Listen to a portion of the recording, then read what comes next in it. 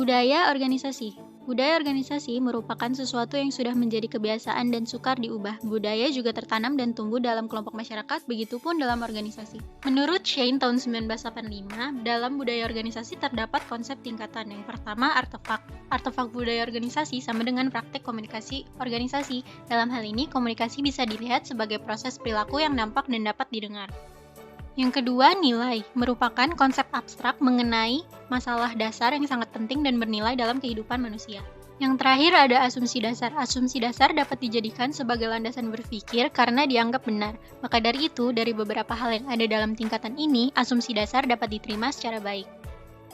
Terbentuknya budaya organisasi dimulai dari tahapan pembentukan ide dan diikuti oleh lahirnya sebuah organisasi. Sesuai dengan pernyataan Shane tahun 1985, pembentukan budaya organisasi tidak bisa dipisahkan dari peran para pendiri organisasi. Prosesnya mengikuti alur berikut. Pertama, para pendiri dan pimpinan membawa sebuah asumsi dasar, nilai-nilai, dan perspektif ke dalam organisasi dan menanamkannya kepada karyawan. Yang kedua, budaya muncul ketika para anggota berinteraksi satu sama lain untuk memecahkan masalah pokok organisasi, yaitu masalah integrasi internal dan adaptasi eksternal. Yang ketiga, masing-masing anggota organisasi dapat menjadi pencipta budaya baru dengan mengembangkan cara menyelesaikan persoalan individual, seperti persoalan identitas diri atau pemenuhan kebutuhan, serta bagaimana agar dapat diterima oleh lingkungan organisasi. Faktor-faktor yang memengaruhi budaya organisasi. Beberapa faktor tersebut adalah komunikasi, pelatihan dan pengembangan, penghargaan dan hukuman, pengambilan keputusan, pengambilan risiko, kerjasama, dan praktik dan manajemen. Pentingnya budaya organisasi. Yang pertama, budaya organisasi berperan dalam menetapkan batas, memberikan pembeda antara satu organisasi dengan organisasi lainnya.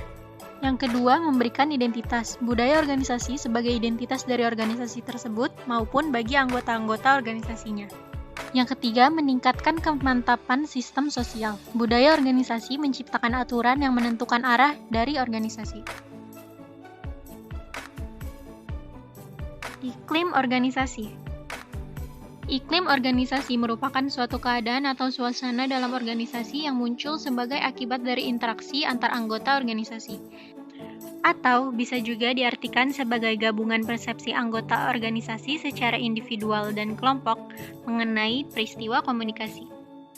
Faktor-faktor yang memengaruhi iklim komunikasi organisasi yaitu kepercayaan, pembuatan keputusan bersama, kejujuran, keterbukaan dalam komunikasi ke bawah, mendengarkan dalam komunikasi ke atas, serta perhatian pada tujuan berkinerja tinggi. Pentingnya iklim komunikasi organisasi. Menurut Trading tahun 1972, iklim komunikasi organisasi lebih dapat menentukan efektivitas kerja organisasi dibandingkan keterampilan atau teknik-teknik komunikasi. Menurut Paul tahun 1985, iklim merupakan sifat dari budaya, berperan menjaga keutuhan budaya dan membimbing perkembangan budaya. Hubungan antara budaya dan iklim komunikasi organisasi. Budaya dan iklim komunikasi memiliki sifat-sifat yang membuat keduanya tampak saling tumpang tindih. Dengan memahami iklim komunikasi organisasi, kita mampu memahami sifat suatu budaya dalam organisasi.